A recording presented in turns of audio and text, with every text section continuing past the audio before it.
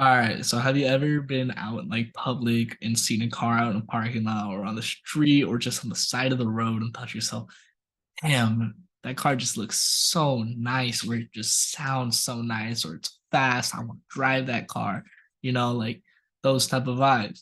Well, me too. And in this speech, I'll be discussing car culture and why it's such an important and meaningful thing to me. And I'm sure if you've had to view any of my speeches from the semester, you've came to the realization that they've all been about cars, whether it's EVs, PHEVs, ICEs.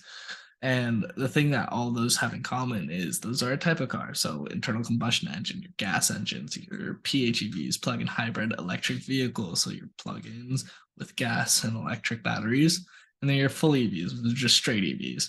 But today we're just going to be talking about car culture in general, which includes all three of those subcategories. So, um, since you guys have probably came to the realization that everything I talk about is cars, um, one of my biggest hobby is working in cars, and one of the best feelings to me is seeing a nice car out on the road that has been modified and just looks, sweet. But to get us started, car culture is just a huge thing across the world. So the U.S., Europe, Japan, it's everywhere, and those are like the three biggest countries where car culture is, and where most of our cars in like the U.S. come from. So it's just you have to note those company or those countries, But so car culture is seen as kind of a subculture, a community of individuals who share the same interest in cars as everyone else. The people who partake in car culture range from many different backgrounds and all have their own respective styles, from just casual car owners and admirers to gearheads and collectors. And like you don't discriminate in in car culture. You can be 16 to 80. Man, I've seen 90-year-old guys take their cars there, showing them off, and they're just sweet. Everyone partakes in it. People from all ethnic backgrounds, ages, genders, everything. But one thing that all the people in the car community have in common is that they share love for cars, and they use their cars as like a blank canvas to express themselves, which is really important in the car community. Is just using your car, modifying it to how you like it, not to how anyone else likes it. It's all about you, not not them. It's you. It's what you like. And so yeah, the main areas of car culture though is probably going to be Japan, US, and Europe. In Japan, we have the home of the JDM, or Japanese domestic imports. In the US, we have home of USDM, or the American muscle. And then in Europe, we have the Euro cars. So BMW, Mercedes, Porsche, Ferrari, McLaren, all those European companies. But to start us off, in Japan, we have Nissan slash Infinity, Toyota slash Lexus, Mazda, Honda slash Acura, Mitsubishi, Subaru. There's so many more I can go on about, but like those are the main ones that you're gonna see. But so with Nissan Infinity, Nissan's gonna be that cheaper brand, the more affordable one. Infinity is gonna be their luxury. Same with Toyota Lexus, Honda Acura. But Nissan and Infinity have brought us cars like GTRs, 240SX, the G37, the 370Z. Like Toyota and Lexus is the Supra, MR2, IS300, LFA, undoubtedly one of the best sounding cars on the market.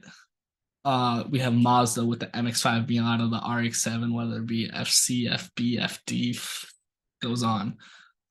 They are also the first Japanese car manufacturer to create a car that went at the 24 Hours of Le Mans. So that's a fun fact for y'all. Honda Acura, you have the Civic. Believe it or not, it's like one of the most bought cars on the road, but it's easily one of the most modified cars on the road. You'll see a bunch of them at car meets. They're usually so easy to modify. They always sound so good, and they have high potential for horsepower. Then you have the S2000 little track beast, NSX, their first supercar, the Integra, those little circular headlight ones you see on the road every now and then. And you get the Mitsubishis, which is like just the Evo Lancer, just a rally build. You have Subaru with their WRX and STIs. The US, you have the American Muscle, which is gonna be like Ford with their Mustangs, and Sierra Cosworth, which is actually a rally build. Chevy with their Camaros, Corvettes, Novas. Those are way long gone, but still great cars. Dodge with their Charger, Challenger. Sure, there's more blanking. With Europe, you have your BMWs with the M2s, M3, just the whole M line. Mercedes with the AMG 11, which is one of their supercars, the C63 AMG, and then like the G Wagon. I think everyone knows what that is. The Porsches with the GT2 RS, and then the 918 Spider. Amazing hybrid car right there. That thing is just amazingly fast. And I'm gonna switch over to a presentation, which has come kind of like some of the car cultures that you have in there. So you have like drift cars. Hold on. You have stance. You have supercars. You have drag cars. You have lowriders. You have classics. So to go back, we're gonna start off with this like drift spec RTR Mustang. So these guys, they love to have fun. They love to swing their cars. They modify it just so they can do donuts. They can just swing their cars everywhere they go.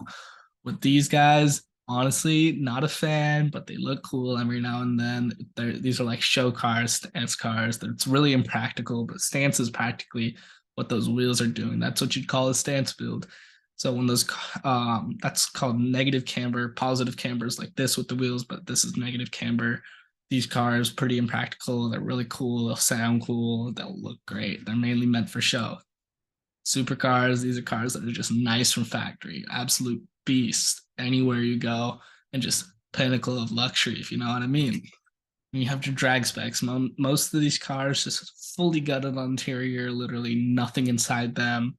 They're fast. They are blistering fast. These cars beat supercars on a daily basis, honestly. Then you have your lowriders. These guys laid back. They got great looking cars, great paint, just every little detail is boom, you know. And then you have your classics people. So like these two categories, these like lowriders and then these classics, they kind of fit in the same category just because they use mainly these old cars to make the lowriders, but then there's also these old cars that are resto mods or restoration mods.